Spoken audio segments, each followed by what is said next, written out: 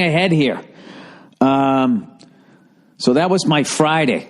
All right. So as a comedian, there's no way you take a Friday, Saturday off unless the UFC has a fucking pay-per-view and it's Conor McGregor and Holly Holm are fighting, right? So I'm like, all right, I got to watch. I thought they were both title fights. I didn't realize that Conor's fight was not a title fight. I think most people didn't realize that. Most people like me got drawn into a sport when there's someone like his, I go in and out of the UFC, like most shit. I go in and out of cooking.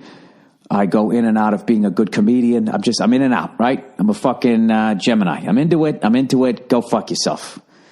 Hey, remember that shit? And then I come back, right? Except with my music. I just held on to it for just a little too, you can't always get what you want.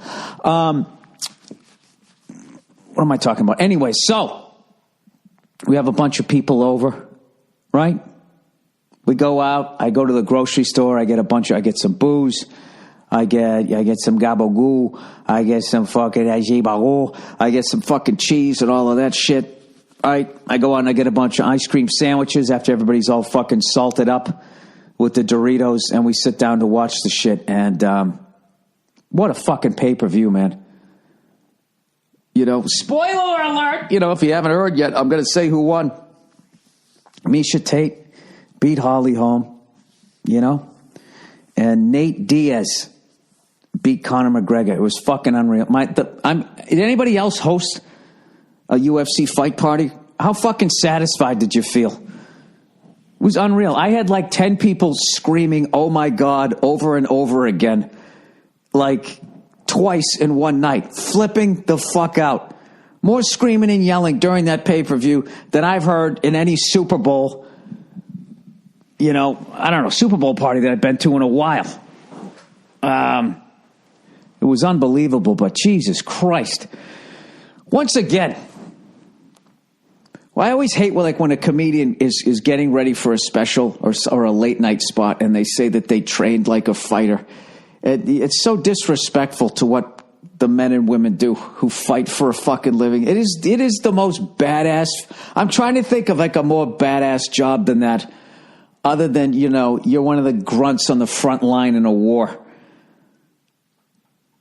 I mean, your fucking job is you're training to beat the fuck out of somebody who's training to beat the fuck out of you, and you both are professionals. You do it for a living.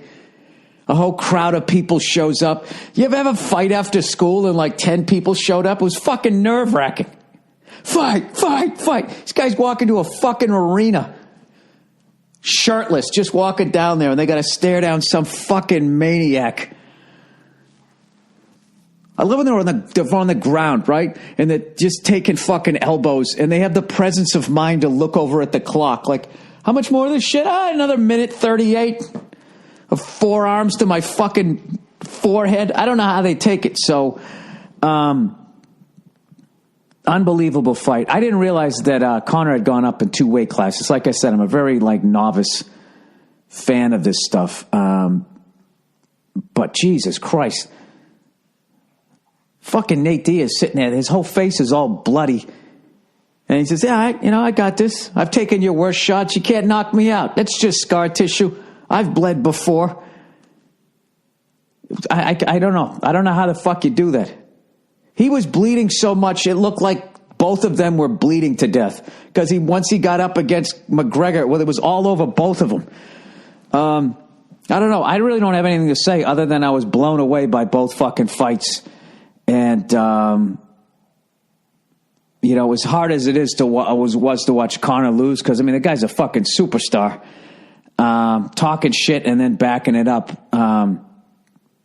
It was, watching Nate do his choking him fucking. It was fucking unreal. I don't know. I don't know enough about the sport to talk about it intelligently, but I will say this. I hate when someone like Conor loses and then everybody, yeah, you fucking pussy, say all that shit on the internet, go on Twitter and start trashing the guy.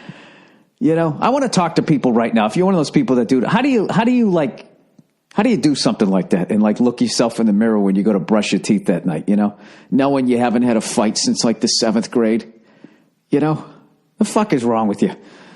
And you talked all that fucking shit. That's what made it great. Selling the fight. I don't know. How great was that fucking line? You just choked out Conor McGregor. How does it feel? He grabs the mic, goes, I'm not surprised, motherfuckers. I don't know about you guys, but that's one of the fucking coolest things I've ever seen. To fucking choke out someone as good as McGregor and then stand up all fucking bloody and just walk around flexing, not even wiping the blood off, not concerned about how fucked up your face is. You don't give a fuck, right? Whatever. Jesus Christ. The second I got a little scratch, I would have just... Oh my God, am I bleeding? Get him off me. That was great to see Misha win too, but as a fellow fair-skinned person, I felt bad for Holly Holm. You know, just the second we start getting beat on, just our face just gets so fucking red, and then our yellow eyebrows stand out. I just thought there was a lot of mean shit said about her when it came to that. I just really related to it. By the way, what the fuck happened to the side of his face and his neck? Those scratches? How did that happen? Like somebody took like a fucking... Look like somebody took a knife down the side of his face and his neck. He's just sitting there pawing at it. I've gotten scratched like that. Every time somebody like exhaled, just the wind of that made me go into the fetal position. But anyways, you know, as great as that UFC pay-per-view was, what just makes me so fucking sad about what has happened to boxing. If they just could somehow... If all the piece of shit promoters in boxing could just unify and become one piece of shit promoter, you know, promotional entity like the UFC is, right?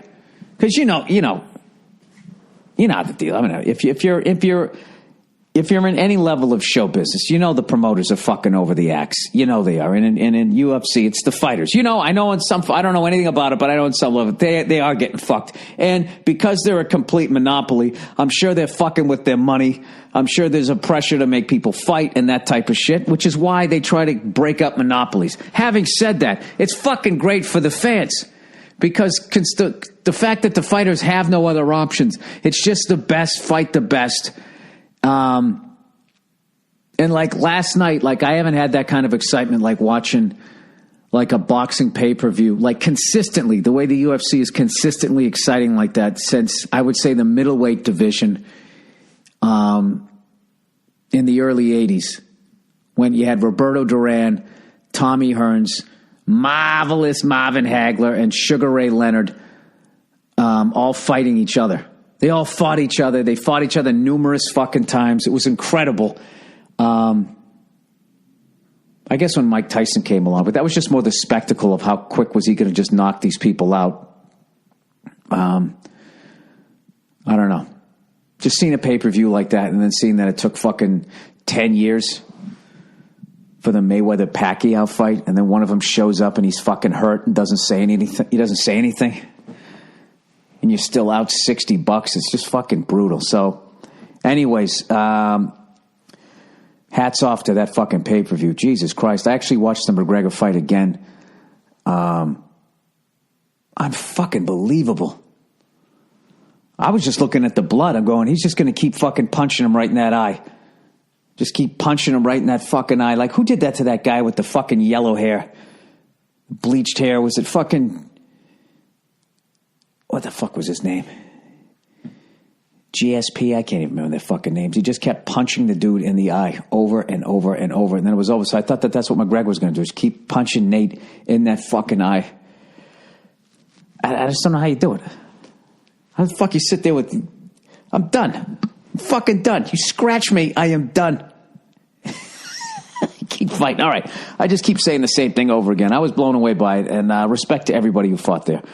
Anyways, you know what's weird too is McGregor is still the champion. I didn't know that.